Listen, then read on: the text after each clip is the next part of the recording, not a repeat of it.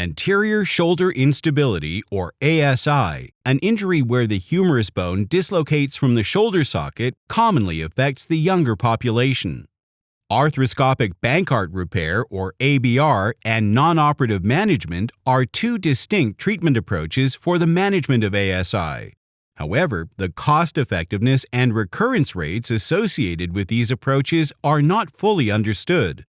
To determine the optimal treatment strategy for managing first-time ASI, a team of orthopedic surgeons from the U.S. conducted a systematic review of the research literature and developed a Markov chain-based Monte Carlo probabilistic model to determine cost-effectiveness.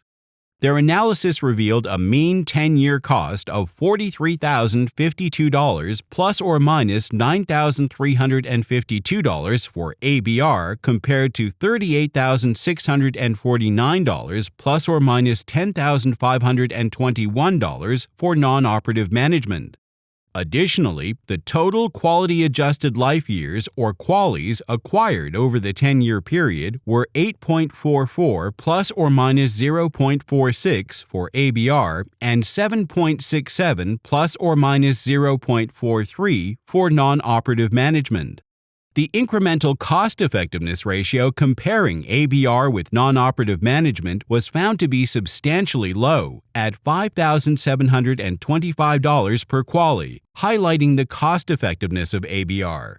Furthermore, ABR was associated with a significantly lower mean recurrence rate of 1.17 plus or minus 0.18 compared to 2.55 plus or minus 0.31 for non-operative management. Notably, after multiple iterations of the Monte Carlo microsimulation, ABR was identified as the optimal strategy in 98.7% of cases, whereas non-operative management was preferred in only 1.3% of cases. The findings indicate that ABR is a more cost-effective treatment with reduced risks of recurrent dislocations compared to non-operative management for first-time ASI in young patients.